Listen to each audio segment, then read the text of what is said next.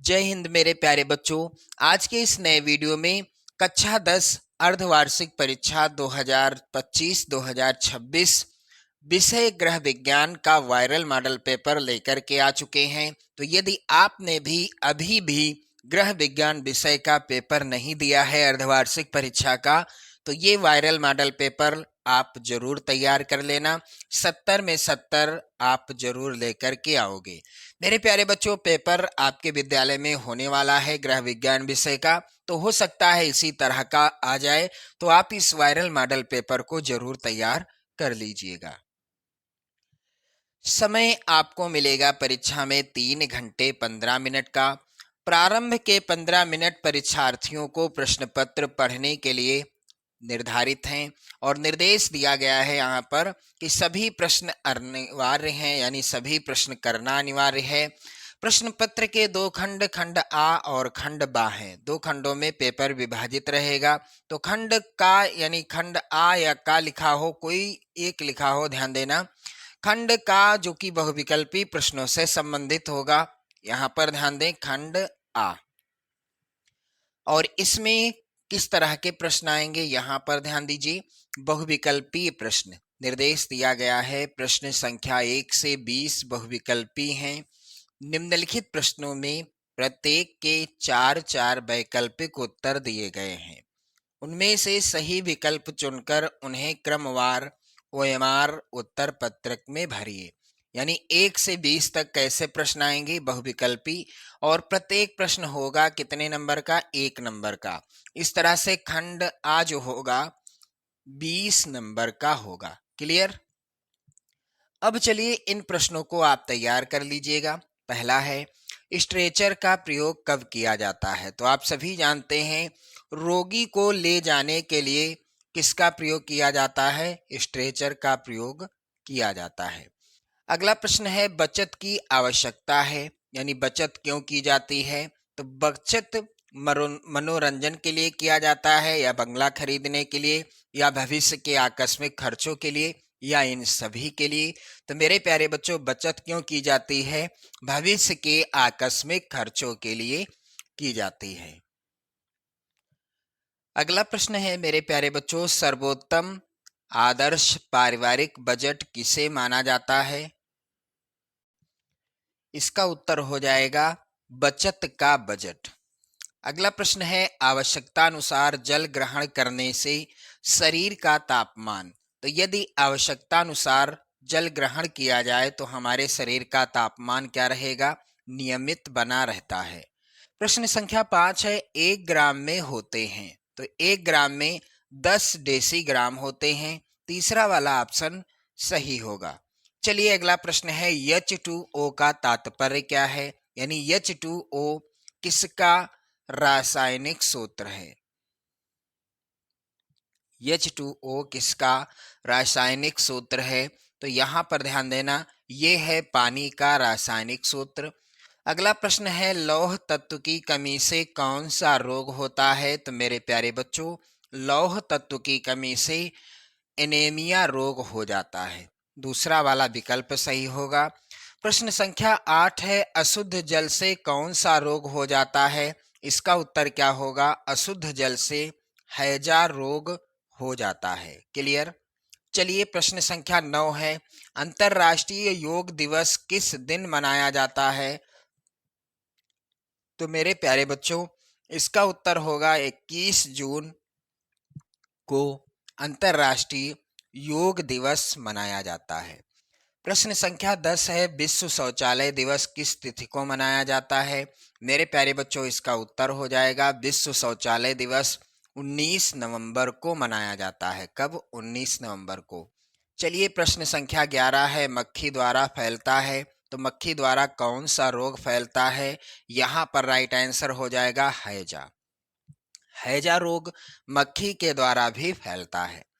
अगला प्रश्न है, घर में सिलाई करने से बचत होती है। तो यदि आप घर में सिलाई करते हैं तो कपड़े की बचत होगी, धन की बचत होगी, समय की बचत होगी। यहाँ पर राइट आंसर होगा समय, धन एवं कपड़े की बचत होती है। प्रश्न अगला है, यदि अस्थि एक से अधिक स्थान पर टूटती है तो अस्थि भंजन कहलाता है। यदि अस्थि यानी हड्डी एक से अधिक स्थान पर टूटती है तो क्या कहलाता है अस्थि भंजन? वह किस तरह का अस्थि भंजन कहलाता है? मेरे प्यारे बच्चों, इसका राइट आंसर होगा बहुखंडी। प्रश्न अगला है, आधुनिक प्रकार का ईंधन है, तो इनमें से आधुनिक प्रकार का ईंधन कौन सा है? तो यहाँ पर तीसरा विकल्प सही होगा, गैस। ये कैसा ईंधन है? आधुनिक प्रकार का ईंधन है। प्रश्न संख्या 15 है, सब्जियों को धोना चाहिए, तो सब्जियों को कब धोना चाहिए? आप सभी जानते हैं, सब्जियों को हमें छीलने से पहले ही धो लेना चाहिए। अगला प्रश्न संख्या 16 है, ऊर्जा का प्रमुख साधन क्या है? इनमें से ऊर्जा का प्रमुख साधन क्या है? तो मेरे प्यारे बच्चों, कार्बोहाइड्रेट ऊर्जा का प्रमुख साधन है। प्रश्न संख्या 17 है, पीतल के फूलदान सफाई किसके द्वारा की जाती है? यानी अर्थात पीतल के फूलदान की सफाई किसके द्वारा की जाती है? इसका उत्तर हो जाएगा घ वाला ऑप्शन, ब्राशो। प्रश्न संख्या 18 है, सजावट से पूर्व आवश्यक है, सजावट से पहले यानी कमरे की सजावट करना है, इसके लिए सबसे पहले क्या आवश्यक होता है? कमरे की सफाई करना। यदि कमरे की सफाई नहीं होगी तो चित्र एकत्र कर लो या कालीन खरीद लो या फूलों का चुनाव कर लो, सब बेकार है। कमरे की सफाई करना सबसे पहला काम होता है। अगला प्रश्न है, कृत्रिम विधि से सांस कब दिलाई जाती है? कृत्रिम विधि से सांस कब दिलाई जाती है? इसका उत्तर होगा जल में डूबने पर या दम घुटने पर, फांसी लगाने पर या तीनों अवस्थाओं में। तो कृत्रिम विधि से सांस दिलाई जाती है जल में डूबने पर, ये सही है, दम घुटने पर ये भी सही है, और फांसी लगाने पर ये भी सही है, यानी तीनों अवस्थाओं में। प्रश्न संख्या 20 है, बर्फ की टोपी का प्रयोग किया जाता है, तो बर्फ की टोपी का प्रयोग किया जाता है तेज ज्वर में। यदि किसी को तेज बुखार या ज्वर होता है तो उसे ठंडी सेंक देने के लिए बर्फ की टोपी का प्रयोग किया जाता है। समझ में आ गया? चलिए, इसी तरह के 20 बहुविकल्पी प्रश्न आएंगे। प्रत्येक प्रश्न 1 नंबर का होगा, यानी कुल 20 नंबर आपको यहाँ से मिलेंगी। अब बारी आती है खंड खा यानी खंड बाकी, जिसमें वर्णनात्मक प्रश्न आएंगे। अब ये जो वर्णनात्मक प्रश्न होंगे कुल 50 नंबर के होंगे। चलिए, पहले हैं अतिलघुत्तरीय प्रश्न। निर्देश दिया गया है, प्रश्न संख्या 21 से 26 अतिलघुत्तरीय हैं। प्रत्येक प्रश्न का उत्तर अधिकतम 25 शब्दों के अंतर्गत आपको लिखना है। चलिए, प्रश्न संख्या 21 है, एक अच्छे बजट की 2 विशेषताएं लिखिए। प्रत्येक प्रश्न 2 नंबर का पूछा जाएगा। आप सभी इन सभी प्रश्नों को तैयार कर लेंगे, क्योंकि ये सभी प्रश्न मोस्ट इम्पॉर्टेंट हैं आपकी अर्धवार्षिक और आपकी बोर्ड परीक्षा 2026 के लिए भी।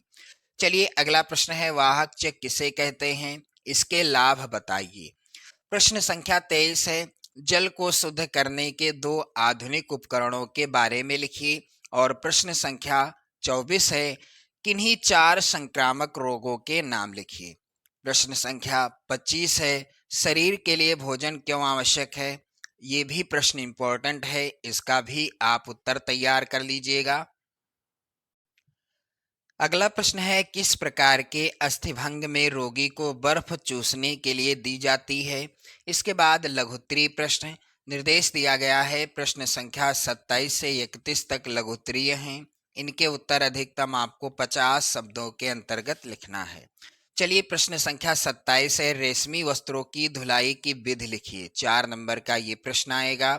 और प्रश्न संख्या 28 है, ग्रह गणित का ज्ञान होना गृहिणी के लिए क्यों आवश्यक है?